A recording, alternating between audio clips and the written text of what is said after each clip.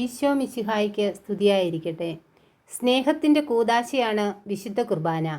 പിതാവായ ദൈവത്തിന് നമ്മോടുള്ള അളവില്ലാത്ത സ്നേഹത്തിന് ദൈവം തന്ന സമ്മാനം. നന്ദിഹീനരും പാപികളുമായ മനുഷ്യർ പാപം ചെയ്ത് ദൈവത്തിൽ നിന്നകന്നപ്പോൾ നമ്മെ ദൈവത്തോട് ചേർത്ത് നിർത്താൻ തൻ്റെ സ്നേഹനിധിയായ സ്വപുത്രനെ ബലിയായി തന്ന പിതാവ്. ദരിദ്രനിൽ ദരിദ്രനായി കാലിത്തൊഴുത്തിൽ പിറന്നതു മുതൽ ആ ബലി ആരംഭിക്കുകയായിരുന്നു. ഏറ്റവും എളിയവരെ പോലും രക്ഷിക്കാൻ ഏറ്റവും എളിയവനായി പിറന്നു. പരദേശിയായി പാർക്കേണ്ടി വന്നു. ഈ പുത്രന് വേണ്ടി ത്യാഗം സഹിക്കേണ്ടി വന്ന നീതിമാനായ മാർ യൗസേപ്പും പരിശുദ്ധ കന്യകാമറിയവും. പരിശുദ്ധ കന്യകാമറിയം മംഗളവാർത്തയിൽ ആരംഭിച്ച സഹനയാത്ര അവസാനിച്ചത് കാൽവരി കുരിശിൻ ചുവട്ടിൽ.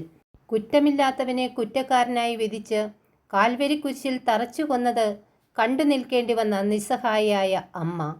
സ്വപുത്രൻ്റെ ശരീരം മടിയിൽ കിടത്തി കണ്ണീർ വാർത്ത അമ്മ. എല്ലാം ദൈവഹിതമാണെന്ന് മനസ്സിലാക്കിയ ആ അപ്പൻ്റെയും അമ്മയുടെയും ജീവിതങ്ങളും ബലിയായിരുന്നില്ലേ? ഓരോ അൾത്താരയിലും അർപ്പിക്കപ്പെടുന്ന ബലിയോട് ചേർന്ന് നിൽക്കുന്ന ഓരോ ജീവിതങ്ങളിലും ഈ ബലിയർപ്പണങ്ങൾ നടക്കുന്നില്ലേ? ഓരോ കുടുംബങ്ങളിലും മക്കൾക്ക് വേണ്ടി ബലിയാകുന്ന മാതാപിതാക്കളും മാതാപിതാക്കൾക്ക് വേണ്ടി ബലിയാകുന്ന മക്കളുമില്ലേ? ഇടവക ജനത്തിനു വേണ്ടി ബലിയാകുന്ന വൈദികരും സന്യസ്തരുമില്ലേ?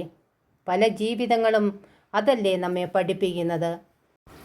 വിശുദ്ധ ബലിയോട് ചേർന്ന് നിൽക്കാത്ത ഒരു ജീവിതത്തിനും ക്രിസ്തുവിനെ പോലെ ബലിയാകാൻ സാധിക്കില്ല. ഓരോ പ്രഭാതത്തിലും ബലിയിലൂടെ നമ്മിലേക്ക് എഴുന്നള്ളി വരുന്ന ഈശോ ഓരോ വ്യക്തിയുടെയും ജീവിതത്തിൻ്റെ കേന്ദ്രമാണ്. ഈശോയെ പ്രതി സഹിക്കാൻ, ക്ഷമിക്കാൻ, സ്നേഹിക്കാൻ ശക്തി ലഭിക്കുന്നത് വിശുദ്ധ കുർബാനയിലൂടെയാണ്.